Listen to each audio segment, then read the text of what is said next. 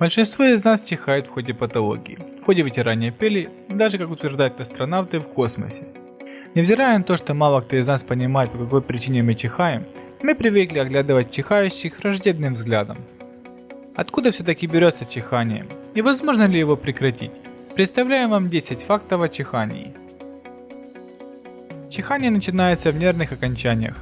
Как утверждает Нейл Кау, специалист по аллергии и астме в Гринвилле, нервная система человека устроена одним и тем же образом у различных людей.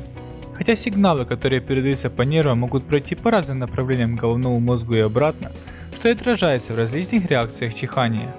При передаче сигналов по нервам, центральная нервная система узнает о том, что у нас находится нечто, что должно быть удалено оттуда. Чихание охраняет наш организм. Чихание является важной частью иммунной системы, которая помогает сохранять здоровье. В ходе чихания ваше тело перебывает под защитой путем очищения носовых проходов от бактерий и вирусов. Когда центральная нервная система получает сигнал о том, что нечто попало в нос, активируется центр чихания в мозге. Ваше горло, глаза и рот закрываются, а мускулы грудной клетки сжимаются. В итоге воздух вместе со слюной и слизью выталкивается из носа и ротовой области. Мы чихаем с большой скоростью. Скорость чиха составляет примерно 160 км в час, так утверждает Патти Вуд, автор книжки «Успешные сигналы. Как понять язык тела». Она к тому же заявляет о том, что при чихании в воздух выбрасывается около 100 тысяч микроорганизмов. Выщипывание бровей провоцирует чихание. Когда вы выщипываете брови, то активируете нервные окончания, которые снабжают носовые проходы, и в итоге вы можете начать чихать.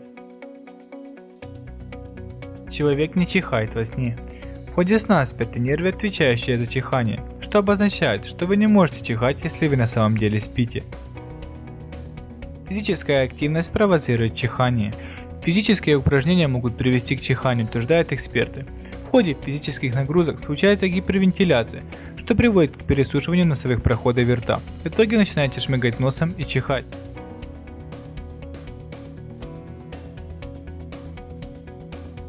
Наиболее большая продолжительность чихания. Наибольшая продолжительность чихания была зафиксирована в Великобритании, данной Гриффитс, которая чихала 978 суток без перерыва. Неуправляемые приступы чихания нередко имеют психологические причины. Солнце может заставить вас чихать. Яркий солнечный свет заставляет одного из 3 людей чихать. Это явление называется световой чихательный рефлекс, который случается всегда, когда вы смотрите на солнце или яркий солнечный свет. Еще не совсем очевидно, по какой причине это случается, хотя известно, что чихание на свет является наследственным.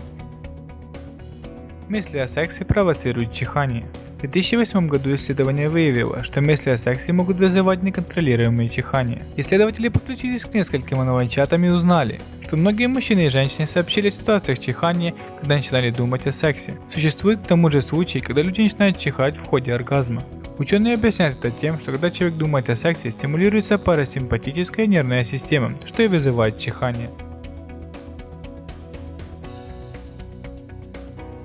Как остановить чихание?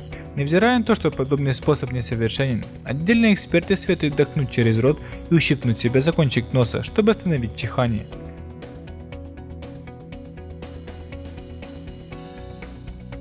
Всем спасибо за просмотр, кому понравилось, ставьте лайк и подписывайтесь на канал.